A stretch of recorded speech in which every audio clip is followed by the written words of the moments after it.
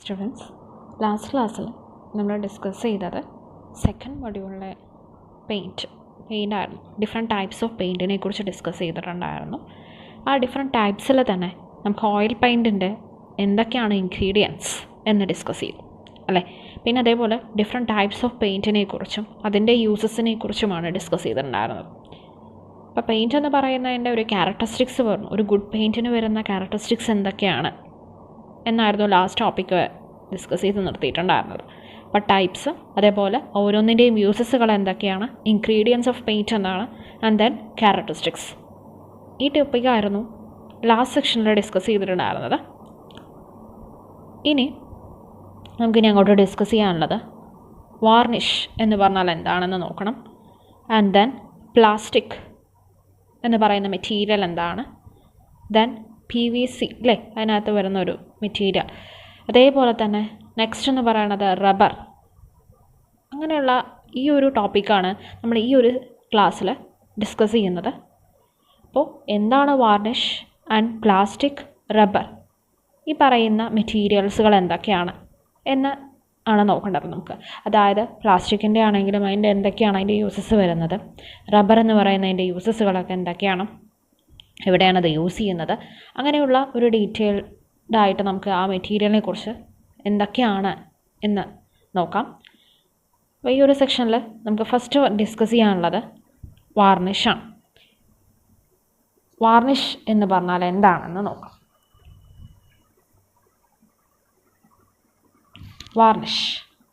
Varnish is a transparent or semi-transparent solution of resinous substance, either in turpentine or alcohol or linseed oil.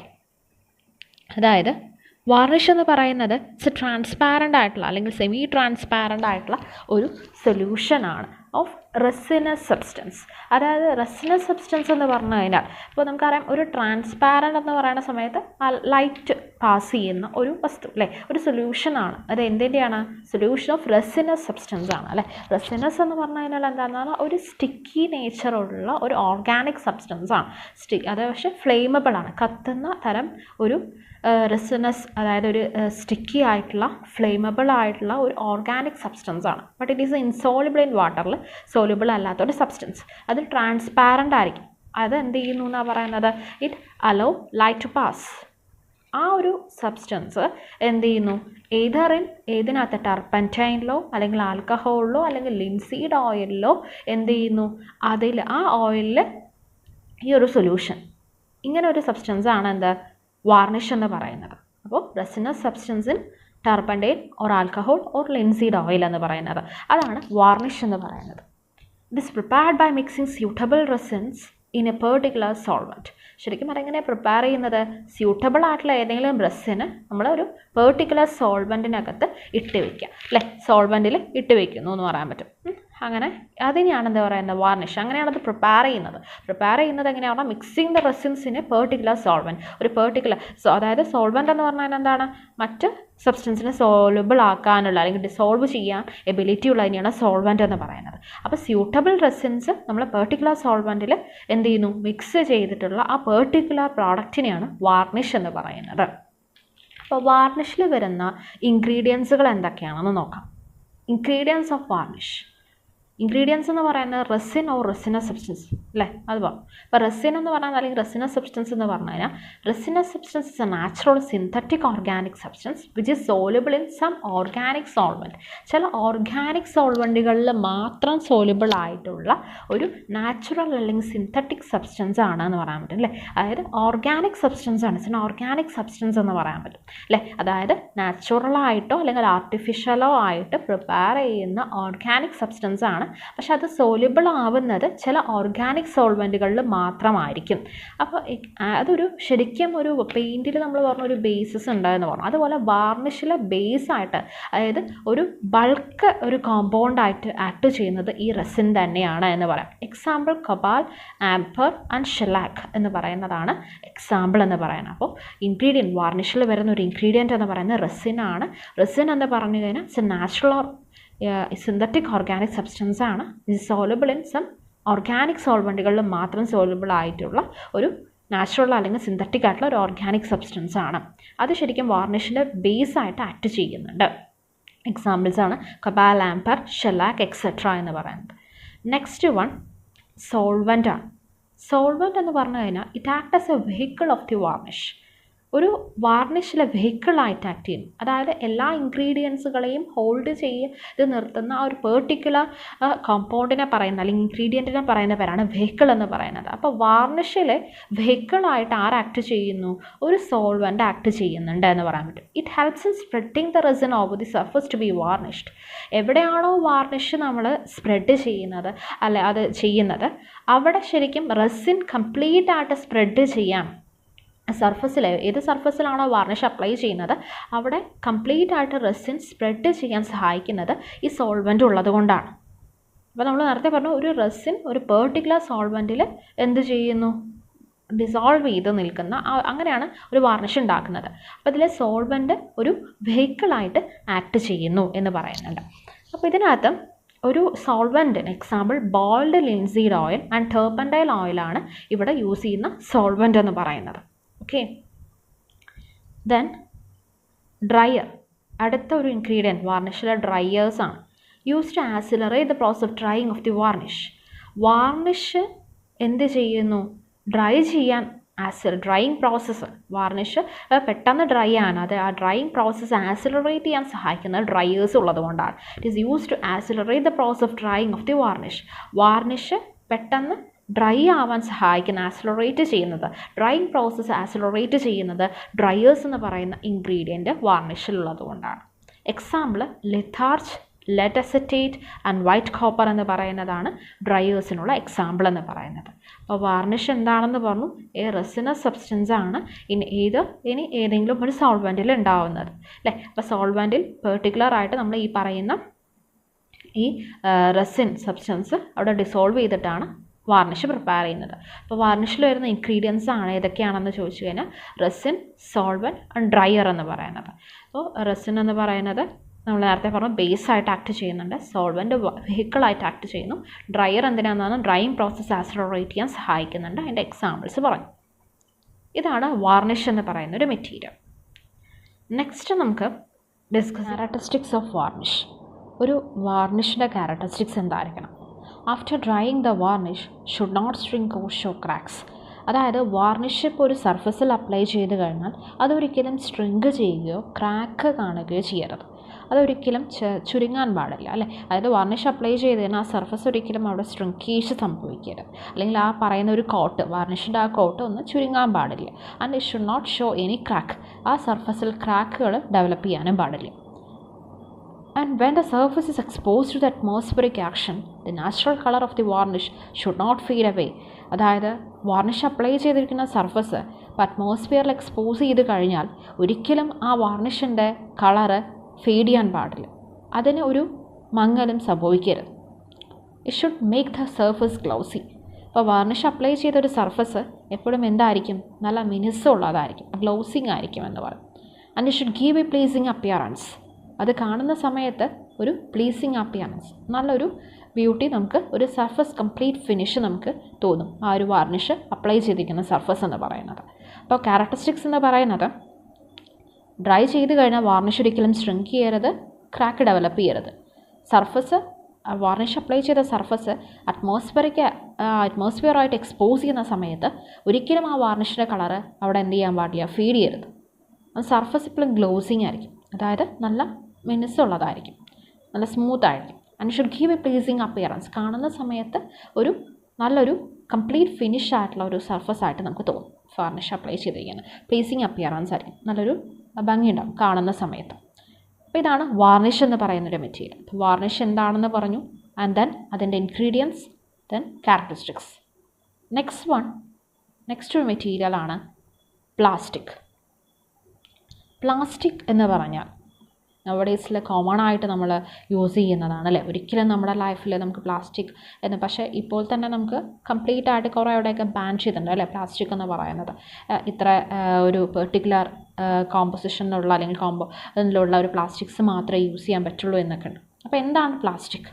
Plastic consists of organic substance of cross-linked or chain-linked molecules of hydrocarbon.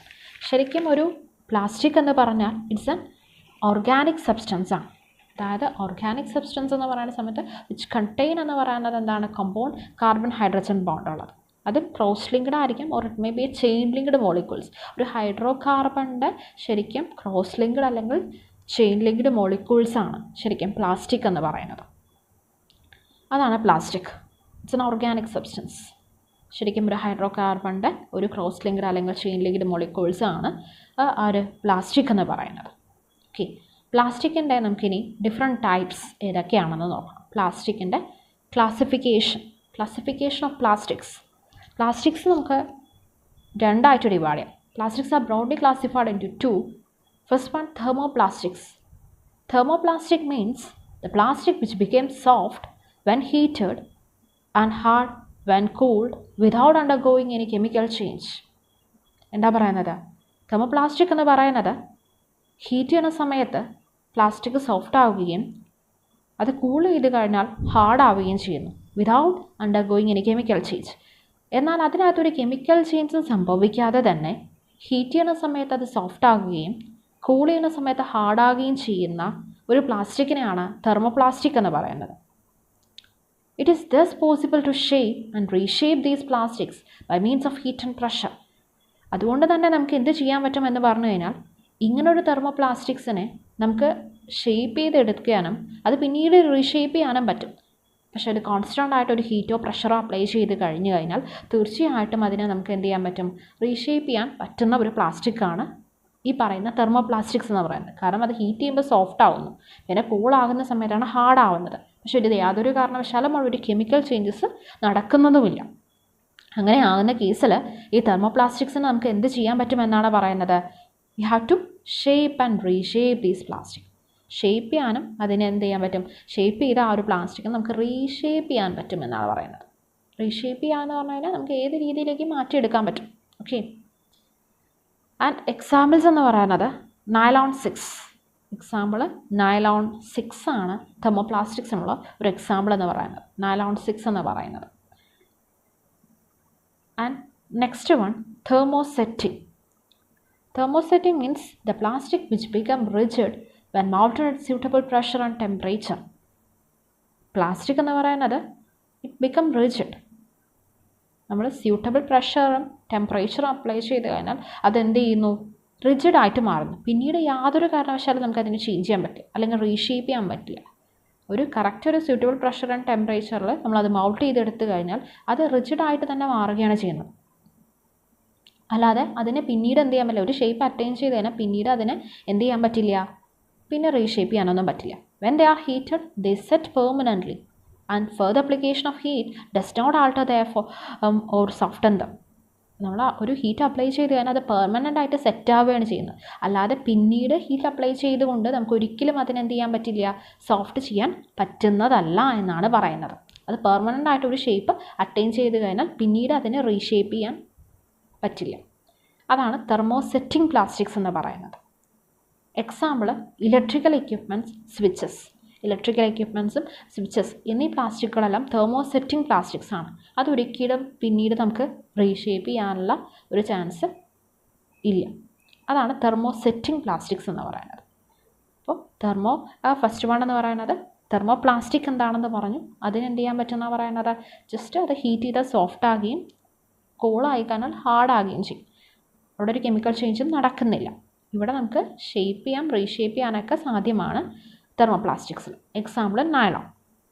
Thermosetting ആകുന്ന സമയത്ത് ആ permanent ആയിട്ട് set ആകുകയും പിന്നീട് ഒരിക്കലും നമുക്ക് ഒരു heat apply ചെയ്താൽ പോലും അതിനെ സോഫ്റ്റ് ചെയ്യാൻ പറ്റുന്നതല്ല. Example electrical equipments and switches ആണ്. Then properties. What are the properties of plastic? ഒരു പ്ലാസ്റ്റിക്കിൻ്റെ പ്രോപ്പർട്ടീസുകൾ എന്തൊക്കെയാണ്? ഫസ്റ്റ് വൺ, ഒരു പ്ലാസ്റ്റിക്കിൻ്റെ പ്രോപ്പർട്ടി എന്ന് പറയുന്നത് അപ്പിയറൻസ്. അതായത് അപ്പിയറൻസ് എന്ന് പറയുന്നത് some plastics are completely transparent in appearance. ചില പ്ലാസ്റ്റിക്സുകൾ ശരിക്കും ട്രാൻസ്പാരൻ്റ് ആയിരിക്കും, കംപ്ലീറ്റ്ലി ട്രാൻസ്പാരൻറ്റ് ആയിരിക്കും. അതായത് കാണുന്ന സമയത്ത് നമുക്ക് ലൈറ്റ് അതിലൂടെ പാസ് ചെയ്യാൻ പറ്റുന്നതായിരിക്കും. കംപ്ലീറ്റ്ലി അത് ട്രാൻസ്പാരൻ്റ് ആണെന്ന് പറയാം. കെമിക്കൽ റെസിസ്റ്റൻസ് എന്ന് പറയുന്ന സമയത്ത് the plastics offer great resistance to moisture, chemicals and solvents. പ്ലാസ്റ്റിക്കുകൾ എന്താണെന്ന് പറഞ്ഞു കഴിഞ്ഞാൽ ശരിക്കും മോയ്സ്ചറിനെ റെസിസ്റ്റ് ചെയ്യുന്നുണ്ട്, കെമിക്കൽസുകളെ റെസിസ്റ്റ് ചെയ്യുന്നുണ്ട്, ആൾസോ സം സോൾവൻറ്റുകളെയും തന്നെ എന്ത് ചെയ്യുന്നുണ്ട്, റെസിസ്റ്റ് ചെയ്യുന്നുണ്ട്. കെമിക്കൽ റെസിസ്റ്റീവ് പവർ ഉണ്ട്. ഇതിനൊക്കെ മോയ്സ്ചറിനെ റെസിസ്റ്റ് ചെയ്യുന്നു, കെമിക്കൽസിനെ റെസിസ്റ്റ് ചെയ്യുന്നു, സോൾവൻറ്റുകളെ റെസിസ്റ്റ് ചെയ്യുന്നു. അങ്ങനെ ഒരു കഴിവ് പ്ലാസ്റ്റിക്സിനുണ്ട്. ദെൻ ഡക്റ്റിലിറ്റിയാണ്. ഡക്റ്റിലിറ്റി എന്ന് പറഞ്ഞു കഴിഞ്ഞാൽ എന്താണ്, നമുക്ക് എത്ര വേണമെങ്കിലും വലിച്ചു നീട്ടാനുള്ളൊരു കഴിവ്, അതാണ് ഡക്റ്റിലിറ്റി എന്ന് പറയുന്നത്. Plastic lakhs ductility. പ്ലാസ്റ്റിക്കിന് ഒരിക്കലും അതിന് കുറവാണ്, ഡക്റ്റിലിറ്റി നേച്ചർ കുറവാണ് പ്ലാസ്റ്റിക്സിന്. ലാക്സ് ഡക്റ്റിലിറ്റി, നമുക്കൊരിക്കലും അതിനെ വലിച്ചു നീട്ടാൻ പറ്റില്ല, അതിന് കുറവാണ്, ഡക്റ്റിലിറ്റി പവർ കുറവാണ്. ഡ്യൂറബിലിറ്റി, എത്ര കാലം ഈട് നിൽക്കുന്നതാണ്, അല്ലേ, lifetime. Plastics are quite durable if they possess sufficient surface hardness. അതിന് ഹാർഡ്നെസ് ഉണ്ട് എന്ന് പറഞ്ഞു കഴിഞ്ഞാൽ തീർച്ചയായിട്ടും അത് ഡ്യൂറബിൾ ആണ്, ഒരുപാട് കാലം നിലനിൽക്കുന്നത് ഡ്യൂറബിൾ ആണ് എന്ന് പറയാൻ പറ്റും. And electrical insulation. എന്താണ് ഇൻസുലേഷൻ എന്ന് പറയുന്നത്? ഇലക്ട്രിസിറ്റിയോ അല്ലെങ്കിൽ ഹീറ്റ്, സൗണ്ട്, ഇതിനെയെല്ലാം എന്ത് ചെയ്യുന്നു, അതിൻ്റെ പാസേജ് സ്റ്റോപ്പ് ചെയ്യുന്നതിനാണെന്ന് പറയുന്നത്. അത് പാസ് ചെയ്യാത്തത്, അല്ലേ, ഇലക്ട്രിസിറ്റി അല്ലെങ്കിൽ ഹീറ്റ്, സൗണ്ട്, ഇതൊന്നും പാസ് ചെയ്യാത്ത. അപ്പോൾ ഇലക്ട്രിക്കൽ ഇൻസുലേഷൻ എന്ന് പറഞ്ഞു കഴിഞ്ഞാൽ ഇവിടെ എന്താണ്, കറണ്ട്, അല്ലേ, അല്ലെങ്കിൽ electricity. Plastic poses excellent electric insulating property. ഒരിക്കലും പ്ലാസ്റ്റിക് എന്ത് ചെയ്യുന്നില്ല എന്നാണ് പറയുന്നത്, ഈ പറയുന്ന ഇലക്ട്രിസിറ്റിയെ ഒരിക്കലും പാസ് ചെയ്യുന്നു, അലോ ചെയ്യുന്നില്ല. Does not allow the passage of electricity എന്ന് പറയാൻ പറ്റും plastics. And then fire resistant. Fire resistance means plastics are organic in nature. Plastics ഓർഗാനിക് നേച്ചറാണ്, hence all plastics are combustible. അതുകൊണ്ട് തന്നെ എല്ലാ പ്ലാസ്റ്റിക്സും നമുക്ക് കമ്പസ്റ്റബിളാണ്, കത്തുന്നതാണ്. But depending upon the structure, resistance to high temperature and fire varies considerably among various varieties of plastics. പൊതുവെ പറയുകയാണെങ്കിൽ, general പറയുകയാണെങ്കിൽ combustible ആണ്, പക്ഷേ സ്ട്രക്ചേഴ്സിനനുസരിച്ച് അതിൻ്റെ റെസിസ്റ്റീവ് പവർ, ഫയറിനെ റെസിസ്റ്റ് ചെയ്യാനുള്ളൊരു പവർ ഓരോ പ്ലാസ്റ്റിക്സിനും വ്യത്യസ്തമാണ് എന്നാണ് പറയുന്നത്. Maintenance. It is easy to maintain plastic surface. Plastic surface maintain ചെയ്യാൻ നമുക്ക് ഈസിയാണ്. നെക്സ്റ്റ് പ്രോപ്പർട്ടി മെൽറ്റിംഗ് പോയിൻ്റ് ആണ്. Most of the plastics have low melting point. കുറേ പ്ലാസ്റ്റിക്സുകളിന് മെൽറ്റിംഗ് പോയിൻറ്റ് വളരെ കുറവാണ്. And the melting point of some plastic is only about 50 degree Celsius. ചില പ്ലാസ്റ്റിക്കുകളുടെ മെൽറ്റിംഗ് പോയിൻറ്റ് അബൌട്ട് എത്രയാണ്, 50 ഡിഗ്രി സെൽഷ്യസ് ആണ്. Melting point very low ആണ്. ചില പ്ലാസ്റ്റിക്കിൻ്റെ മെൽറ്റിംഗ് പോയിൻ്റ് എന്ന് പറയുന്നത് 50 ഡിഗ്രി സെൽഷ്യസ് ആണ്. Recycling. Recycling means plastic can be reused after റീപ്രോസസ്സിങ്. നമുക്ക് പ്ലാസ്റ്റിക്സ് നമുക്ക് റീയൂസ് ചെയ്യാൻ പറ്റുന്നതാണ്, അല്ലേ, ഒന്ന് പ്രോസസ്സിങ് ചെയ്ത് കഴിഞ്ഞാൽ നമുക്കത് പിന്നെയും റീയൂസ് ചെയ്യാൻ പറ്റും. സ്ട്രെങ്ത്.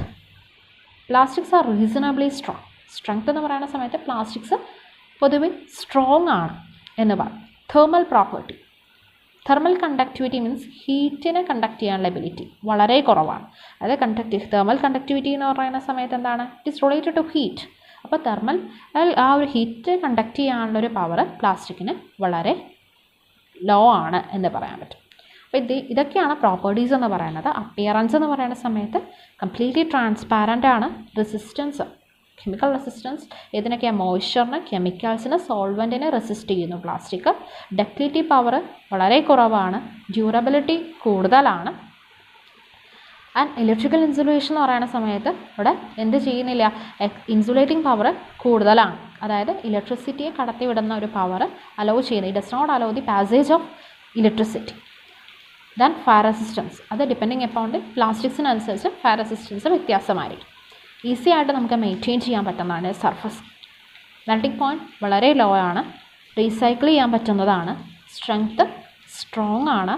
ആൻഡ് തെർമൽ പ്രോപ്പർട്ടി എന്ന് പറയുന്നതും വളരെ കുറവാണ്. അതായത് തെർമൽ കണ്ടക്ടിവിറ്റി, ഹീറ്റിനെ കണ്ടക്ട് ചെയ്യാനുള്ള ഒരു ability is very low for the plastic. ഇതൊക്കെയാണ് പ്രോപ്പർട്ടീസ് ഓഫ് പ്ലാസ്റ്റിക്സ് എന്ന് പറയുന്നത്. Next one, uses of plastics. Bath and sink unit. അതായത് ബാത്ത്, അതേപോലെ ബാത്റൂംസിൽ അല്ലെങ്കിൽ അങ്ങനെയുള്ള അതിനൊക്കെ വേണ്ടിയിട്ട് യൂസ് ചെയ്യുന്ന പല അപ്പാരറ്റസ്, അതായത് ബാത്ത് അല്ലെങ്കിൽ സിങ്ക് യൂണിറ്റ് എന്ന് പറയുന്നതിൽ പ്ലാസ്റ്റിക്സ് യൂസ് ചെയ്യാറുണ്ട്. Second use electrical conduits. ഇപ്പോൾ ഇലക്ട്രിസിറ്റി പാസ് ചെയ്യാൻ വേണ്ടിയിട്ട് അലോ ചെയ്യുന്ന ഒരു ചാനൽ എന്ന രീതിയിൽ പ്ലാസ്റ്റിക്സ് ഉപയോഗിക്കാറുണ്ട്. അപ്പോൾ ഇലക്ട്രിസിറ്റി എല്ലാം തന്നെ പാസ് ചെയ്യാൻ അലോ ചെയ്യാനുള്ള ഒരു ചാനൽസ്, അത് കൺസ്ട്രക്ട് ചെയ്തിരിക്കുന്ന, മാനുഫാക്ചർ ചെയ്തിരിക്കുന്ന പ്ലാസ്റ്റിക് വെച്ചിട്ടാണ്. പിന്നെ ഇലക്ട്രിക്കൽ ഇൻസുലേറ്റേഴ്സായിട്ട് ഒരിക്കലും ഇലക്ട്രിസിറ്റി അലോ ചെയ്യാതിരിക്കാൻ വേണ്ടിയിട്ട് അത് ഒരിക്കലും പാസേജ് അവിടെ സ്റ്റോപ്പ് ചെയ്യാനുള്ള ഒരു എക്യുപ്മെൻസുകളായിട്ട് പ്ലാസ്റ്റിക്സ് യൂസ് ചെയ്യാറുണ്ട്. ആൻഡ് ദെൻ ലൈറ്റിംഗ് ഫിക്സ്ചേഴ്സ്, ഇപ്പോൾ ലൈറ്റ്സുകളും മറ്റു കാര്യങ്ങളും സ്വിച്ചസും മറ്റു കാര്യങ്ങളെല്ലാം തന്നെ ആ പറയുന്ന അപ്പാരറ്റസുകളെല്ലാം തന്നെ പ്ലാസ്റ്റിക്സ് അതിലൊക്കെ നമ്മൾ യൂസ് ചെയ്യാറുണ്ട്. ദെൻ ഓവർഹെഡ് വാട്ടർ ടാങ്ക്സുകളെല്ലാം തന്നെ പ്ലാസ്റ്റിക്സിൽ ചെയ്യാറുണ്ട്. Then pipes to carry cold water carry ചെയ്യാനുള്ള പൈപ്സുകൾ. ആൻഡ് ദെൻ റൂഫ് ലൈറ്റ്സ് പ്ലാസ്റ്റിക്സിൽ വെച്ച് കൺസ്ട്രക്ട് ചെയ്യാറുണ്ട്. ദെൻ സേഫ്റ്റി ഗ്ലാസ്സസിൽ നമ്മൾ യൂസ് ചെയ്യാറുണ്ട് പ്ലാസ്റ്റിക്സുകൾ. ആൻഡ് ദെൻ വാൾ ടൈൽസുകളിലെല്ലാം തന്നെ പ്ലാസ്റ്റിക്സ് പ്രൊവൈഡ് ചെയ്യുന്നു. അവിടെ എല്ലാം തന്നെ ഒരു രീതിയിൽ നമ്മൾ പ്ലാസ്റ്റിക്സ് യൂസ് ചെയ്യുന്നുണ്ട് എന്നാണ് പറയുന്നത്. ഇതൊക്കെയാണ് യൂസസ് എന്ന് പറയുന്നത്. ഓക്കെ, ദെൻ നെക്സ്റ്റ് ടോപ്പിക്ക് ലിമിറ്റേഷനാണ്. ഇപ്പോൾ ഒരു എൻവയറോൺമെൻറ്റിൽ എന്താണ് പ്ലാസ്റ്റിക്സിൻ്റെ ലിമിറ്റേഷൻ, എത്രമാത്രം നമുക്ക് ഒരു കൺവീനിയൻ്റ് ആയിട്ട് പ്ലാസ്റ്റിക് യൂസ് ചെയ്യാൻ പറ്റും, ഓവറായിട്ട് യൂസ് ചെയ്യാനും പറ്റില്ല അല്ലേ. കാരണം പ്ലാസ്റ്റിക്സ് എന്ന് പറയുന്നതിന് കുറച്ച് എന്താ ഒരു ഡിസഡ്വാൻറ്റേജസുകളൊക്കെ ഒരുപാടെണ്ണമുണ്ട്. അപ്പോൾ it is harmful to the nature, it leads to pollution അല്ലേ. നേച്ചറിന് ഹാംഫുള്ളാണ്, പൊല്യൂഷനിലേക്ക് ലീഡ് ചെയ്യുന്നു എന്ന് പറയാം. കോസസ് എൻവയറോൺമെൻറ്റൽ ഡിഗ്രഡേഷൻ, അതേപോലെ തന്നെ ഒരിക്കലും ഒരു എൻവയറോൺമെൻറ്റൽ ഡിഗ്രഡേഷൻ സംഭവിക്കും. ഒരിക്കലും നല്ലതല്ല ഈ ഒരു പ്ലാസ്റ്റിക് യൂസ് ചെയ്യുക എന്നുള്ളത്. എൻവയറോൺമെൻറ്റലിനെ തന്നെ അതെന്ത് ചെയ്യുന്നുണ്ട്, എഫക്റ്റ് ചെയ്യുന്നുണ്ട് പ്ലാസ്റ്റിക്കിൻ്റെ യൂസ് കാരണം. And burning of plastic also causes health hazards, toxic ഫ്യൂംസുകൾ അതിൽ നിന്ന് ജനറേറ്റ് ചെയ്യാറുണ്ട് അല്ലേ. അതായത് പ്ലാസ്റ്റിക് ബേൺ ചെയ്ത് കഴിഞ്ഞാൽ പലതരത്തിലുള്ള ഹെൽത്ത് ഹസാർഡ്സുകളും ഉണ്ടാവുന്നുണ്ട്. കാരണം അതിൽ നിന്ന് ടോക്സിക് ആയിട്ടുള്ള ഫ്യൂംസ് വരാനുള്ള സാധ്യതയുണ്ട് അല്ലേ. അതായത് വിഷം നിറഞ്ഞ പുക വരുന്നുണ്ട്. Plastic usually have a short usable life compared to the metals. As compared to metal, lifetime of the plastic is very short.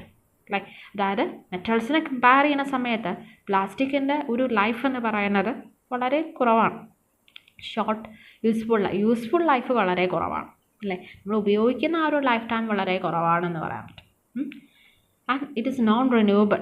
Cost of recycling is very high. കാരണം അത് പിന്നീടും യൂസ് ചെയ്യുക എന്നതല്ല, കാരണം അത് റീസൈക്കിൾ ചെയ്യാൻ കുറച്ച് cost കൂടുതലാണ്. നമുക്കത് നോൺ റിന്യൂവബിൾ ആയിട്ടുള്ള ഒരു മെറ്റീരിയലാണെന്ന് പറയാം. And threat to the animal ലൈഫിന് അത് ത്രെഡ്ഫുൾ ആണ്. കാരണം സഫക്കേഷൻസ് ലീഡ് ചെയ്യുന്നു.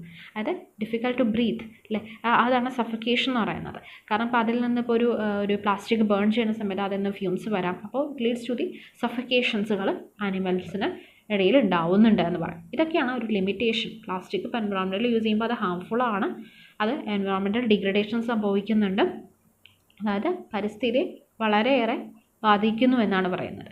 ബേൺ ചെയ്യുന്ന സമയത്ത് അതിൽ ടോക്സിക് ഫ്യൂംസ് വരികയും ആനിമൽ ലൈഫിൽ ഒരു സഫക്കേഷൻസ് ലീഡ് ചെയ്യുകയും ചെയ്യുന്നുണ്ട്. ഒരു യൂസ്ഫുൾ ആയിട്ടുള്ള ഒരു ലൈഫ് ടൈം വളരെ കുറവാണ്. പ്ലാസ്റ്റിക് നമുക്ക് ഒരുപാട് കാലം ഒന്നും യൂസ് ചെയ്യാൻ പറ്റില്ല, അതിൽ കേടുപാടുകൾ ഉണ്ടാവും അല്ലേ. അപ്പോൾ യൂസ്ഫുൾ ലൈഫ് എന്ന് പറയുന്നത് ഒരു മെറ്റലിനെ കമ്പയർ ചെയ്യുന്ന സമയത്ത് വളരെ കുറവാണ്. റീസൈക്ലിംഗ് കോസ്റ്റ് വളരെ കൂടുതലുമാണ് എന്നാണ് പറയുന്നത്. ഇതാണ് ഒരു പ്ലാസ്റ്റിക്കിൻ്റെ ലിമിറ്റേഷൻസ് എന്ന് പറയുന്നത്. പ്ലാസ്റ്റിക് എന്ന് പറയുന്നത് പ്ലാസ്റ്റിക്കിലപ്പോൾ ഡിസ്കസ് ചെയ്തത് ഏതൊക്കെയായിരുന്നു എന്ന് പറഞ്ഞാൽ ഡിഫറെൻറ്റ് ടൈപ്സ്, ഏതാണ് ക്ലാസിഫിക്കേഷൻസ് പറഞ്ഞിട്ടുണ്ടായിരുന്നു. ക്ലാസിഫിക്കേഷൻ എന്ന് പറയുന്നത് 2 types, thermosetting and thermo plastics എന്ന് പറയുന്നത്. അപ്പോൾ അതെന്താണെന്ന് ഡിസ്കസ് ചെയ്തു. ദെൻ നെക്സ്റ്റ് പറഞ്ഞത് അതിൻ്റെ പ്രോപ്പർട്ടീസുകൾ പറഞ്ഞിട്ടുണ്ടായിരുന്നു പ്ലാസ്റ്റിക്സിൻ്റെ. ദെൻ യൂസസ്, ലിമിറ്റേഷൻസ്, പ്ലാസ്റ്റിക്സിൻ്റെ limitations. Then next material PVC ആണ് അല്ലേ. PVC എന്ന് പറയുന്നത് ഒരു പോളിവിനൈൽ ക്ലോറൈഡ് ആണ്. Polyvinyl chloride means it's obtained as a fine powder.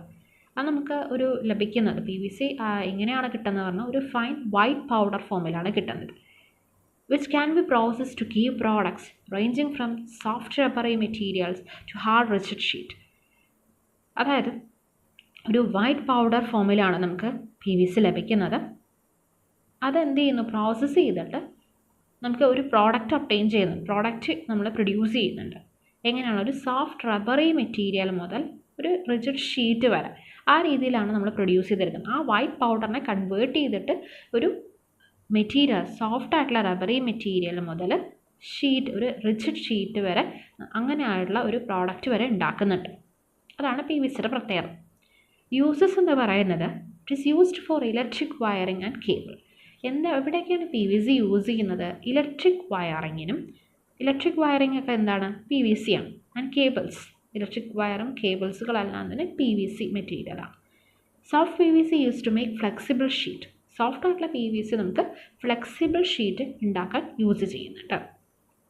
Then PVC fabric, PVCൻ്റെ ചെറിയ ഫാബ്രിക്സുകളെല്ലാം തന്നെ മോട്ടോർ കാർ ഷീറ്റും ഫർണിച്ചേഴ്സുകളെല്ലാം കവർ ചെയ്യാൻ യൂസ് ചെയ്യുന്നുണ്ട്. ഇപ്പോൾ സീറ്റ് കവറായിട്ട് ഫർണിച്ചേഴ്സിൻ്റെ മേലെ കവർ, അങ്ങനെയൊക്കെ നമ്മൾ PVCയുടെ ഫാബ്രിക്സുകൾ യൂസ് ചെയ്യാറുണ്ട്. അത് ക്ലോത്ത് പോലുള്ള PVC type. Other application which include footwear, bottles, tubes, floor coverings, door and Windows. മറ്റ് PVCയുടെ അപ്ലിക്കേഷൻ എന്ന് പറയുന്നത് ഇപ്പോൾ ഫുട്വെയർ, അവിടെ ഫുട്വെയർസ് ചിലപ്പോൾ PVC വെച്ച് ഉണ്ടാക്കാറുണ്ട്. ബോട്ടിൽസ്, ട്യൂബ്സ്, ഫ്ലോർ കവറിങ്സ് ആയിട്ട് കൊടുക്കാറുണ്ട്. ഡോറ്, വിൻഡോസ്, ഇവിടെയൊക്കെ PVC യൂസ് ചെയ്യാറുണ്ട്. PVC എന്ന് പറഞ്ഞു കഴിഞ്ഞാൽ it's obtained as a fine white powder ആണ്. ആ വൈറ്റ് പൗഡറിനെയാണ് പല പ്രോസസ്സ് വിധേയമാക്കിയിട്ട് നമ്മൾ പല പ്രോഡക്റ്റുകൾ പ്രൊഡ്യൂസ് ചെയ്യുന്നുണ്ട്. അത് ഇങ്ങനെയൊക്കെയാണ് ഒരു റബ്ബറി മെറ്റീരിയൽ മുതൽ ഒരു ഹാർഡ് റിജിഡ് ഷീറ്റ് വരെ നമുക്ക് PVCയിൽ നിന്ന് ഉണ്ടാക്കിയെടുക്കാൻ പറ്റും. അതിൻ്റെ യൂസസ് എന്ന് പറയുന്നത് ഇലക്ട്രിക്കൽ വയറിങ്ങും കേബിൾസുകൾ, വയേഴ്സ്, ഇതെല്ലാം PVC വെച്ച് ഉണ്ടാക്കാറുണ്ട്. ആൻഡ് ദെൻ സോഫ്റ്റ് PVC എന്ന് പറയുന്നത് ഒരു ഫ്ലെക്സിബിൾ ഷീറ്റ് ഉണ്ടാക്കാൻ യൂസ് ചെയ്യുന്നു. PVC ഫാബ്രിക് ആണെങ്കിൽ കാറിൻ്റെ സീറ്റ്, ഫർണിച്ചേഴ്സ്, ഇതെല്ലാം കവർ ചെയ്യാൻ യൂസ് ചെയ്യുന്നുണ്ട്.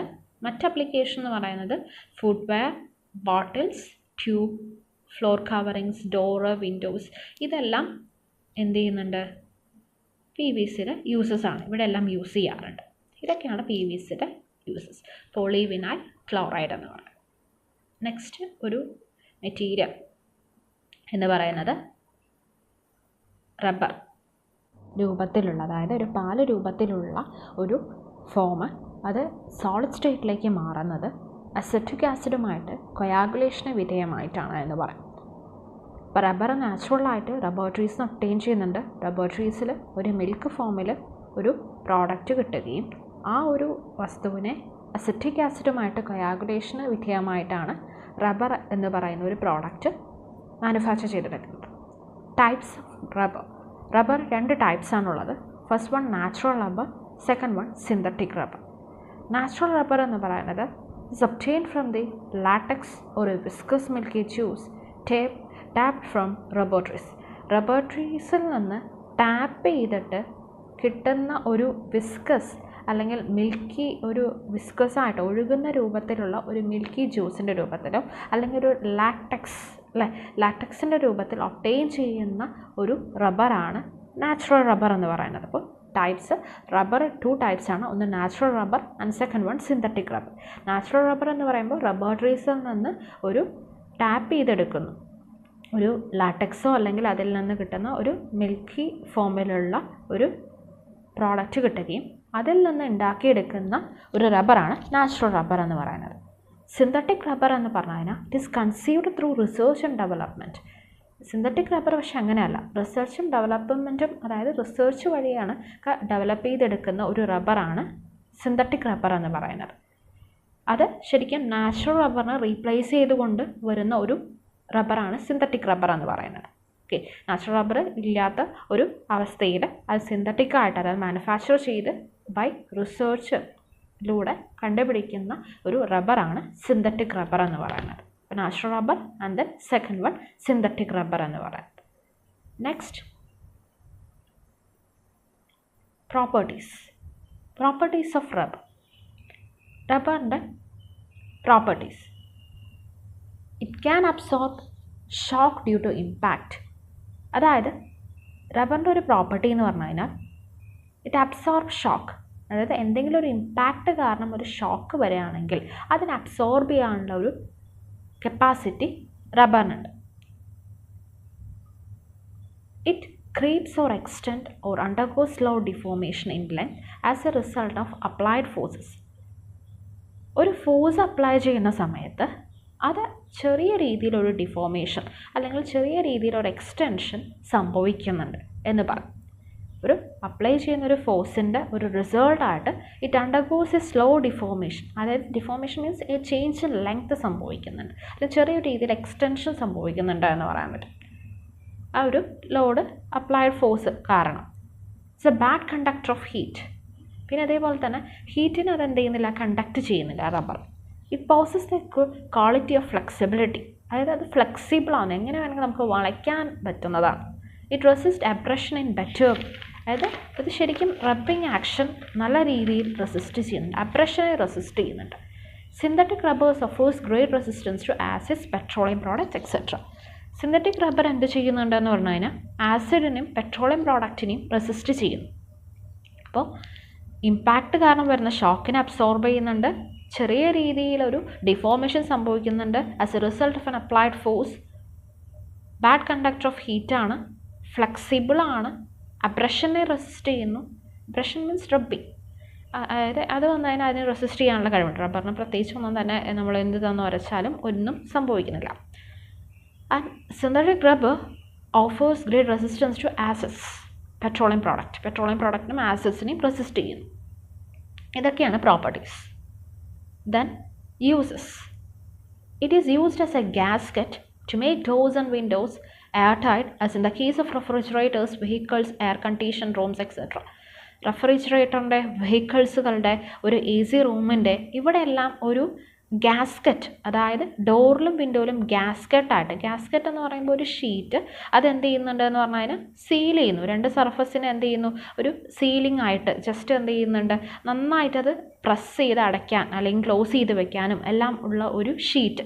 അതായിട്ട് നമ്മളിപ്പോൾ ഡോറിൽ വിൻഡോയിലൊക്കെ ചെറിയ ഒരു റബ്ബറിൻ്റെ ഷീറ്റ് കണ്ടിട്ട്, അപ്പോൾ നന്നായിട്ട് അത് എന്ത് ചെയ്യുന്നുണ്ട്, ഹോൾഡ് ചെയ്ത് പിടിച്ച് നിർത്താം. രണ്ട് സർഫസിനെ നന്നായിട്ട് സീൽ ചെയ്ത് നിർത്താൻ വേണ്ടിയിട്ട് യൂസ് ചെയ്യുന്ന ഒരു ഷീറ്റ്, റബ്ബർ ഷീറ്റ്, അത് നമ്മൾ ഡോറിലും വിൻഡോസിലൊക്കെ കൊടുക്കുന്നുണ്ട്. എയർ ടൈറ്റായിട്ട് വെക്കാൻ വേണ്ടിയിട്ട്, ഡോറും വിൻഡോസും ഒക്കെ എയർ ടൈറ്റായിട്ട് വെക്കാൻ വേണ്ടിയിട്ടുള്ള ഒരു ഷീറ്റ് നമ്മൾ ഡോറിലും വിൻഡോസിലും കൊടുക്കുന്നുണ്ട്. പക്ഷേ ഏതൊക്കെ ഡോറിൻ്റെയും വിൻഡോസിൻ്റെ കേസിലാണ്, ഇൻ ദ റെഫ്രിജറേറ്റേഴ്സിലും വെഹിക്കിൾസിലും അതേപോലെ എ സി റൂംസിലൊക്കെ അങ്ങനെ ഒരു ഗ്യാസ്കറ്റായിട്ട് ഉപയോഗിക്കുന്നുണ്ട്. പിന്നെ അതേപോലെ tyres of vehicles and machines, ടയേഴ്സും വെഹിക്കിൾസും, അതായത് വെഹിക്കിൾസിൻ്റെ മെഷീൻസിൻ്റെയൊക്കെ ടയേഴ്സ് പ്രിപ്പയർ ചെയ്യാൻ വേണ്ടി യൂസ് ചെയ്യുന്നുണ്ട്. അതേപോലെ use to prepare rubber threads which are useful as wires, ropes, etc. വയേഴ്സും റോപ്പുകളും ഒക്കെ ഉണ്ടാക്കാൻ വേണ്ടിയിട്ട് ചെറിയ ത്രെഡ് ഉപയോഗിച്ച്, റബ്ബറിൻ്റെ ചെറിയ ചെറിയ ത്രെഡ്സ് ഉപയോഗിച്ച് വയേഴ്സും റോപ്പുകളും എല്ലാം ഉണ്ടാക്കുന്നുണ്ട്. It is widely used for absorbing shocks and for reducing vibration in machines. അതേപോലെ ഷോക്ക് എന്തെങ്കിലും ഉണ്ടെങ്കിൽ അത് അബ്സോർബ് ചെയ്യാനും വൈബ്രേഷൻ, മെഷീൻസിൽ വരുന്ന വൈബ്രേഷൻസുകളെല്ലാം റിഡ്യൂസ് ചെയ്യാനും യൂസ് ചെയ്യുന്നുണ്ട്. Synthetic rubber used for the hose pipes to carry petrol and kerosene oils.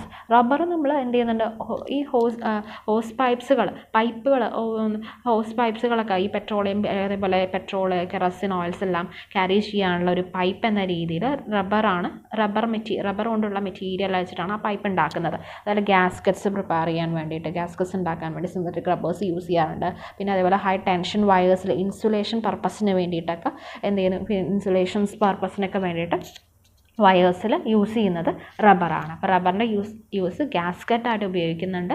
Tyres, വെഹിക്കിൾസിൻ്റെയും മെഷീൻസിൻ്റെയും tyres prepare ചെയ്യാൻ വേണ്ടിയിട്ട്, അതുപോലെ ഒരു റബ്ബർ ത്രെഡ് ഉപയോഗിച്ച് വയറും റോപ്പും നമ്മൾ എന്ത് ചെയ്യുന്നുണ്ട്, പ്രിപ്പയർ ചെയ്യുന്നുണ്ട്. പിന്നെ ഷോക്ക്, അതേപോലെ വൈബ്രേഷൻസുകളെല്ലാം റെഡ്യൂസ് ചെയ്യുന്നുണ്ട്. പിന്നെ അതേപോലെ ഹോസ് പൈപ്പ്സ്, പെട്രോൾ, കെറസിൻ ഓയിൽസുകളെല്ലാം തന്നെ ക്യാരി ചെയ്യാനുള്ള ഒരു പൈപ്പ് ഉണ്ടാക്കാൻ വേണ്ടി സിന്തറ്റിക് റബ്ബേഴ്സ് യൂസ് ചെയ്യുന്നുണ്ട്. ഗ്യാസ്കറ്റ്, ടെൻഷൻ വയേഴ്സിൽ ഇൻസുലേഷൻ പർപ്പസിനൊക്കെ വേണ്ടിയിട്ടും എന്ത് ചെയ്യുന്നുണ്ട്, ഈ റബ്ബർ യൂസ് ചെയ്യാണ്, സിന്തറ്റിക് റബ്ബർ യൂസ് ചെയ്യുന്നുണ്ട്. ഇതാണ് റബ്ബറിൻ്റെ ടൈപ്സ്, അതുപോലെ പ്രോപ്പർട്ടീസ് ആൻഡ് യൂസസ് ഡിസ്കസ് ചെയ്തത്. വാർണിഷ്, അതേപോലെ പ്ലാസ്റ്റിക്കിൻ്റെ ഡിസ്കസ് ചെയ്തു, ഏതാണ് ക്ലാസിഫിക്കേഷൻ ഓഫ് പ്ലാസ്റ്റിക്സ് എന്തൊക്കെയാണെന്ന് പറഞ്ഞു. ദെൻ അതിൻ്റെ പ്രോപ്പർട്ടീസ് എന്താണ് ഡിസ്കസ് ചെയ്തിട്ടുണ്ടായിരുന്നു, uses and then limitations. Then next PVC and rubber types, properties, uses. Next നമുക്ക് മൊഡ്യൂൾ 2ൻ്റെ നെക്സ്റ്റ് ടോപ്പിക്സുകൾ അടുത്ത സെഷൻസിൽ ഡിസ്കസ് ചെയ്യാം. Okay, thank you.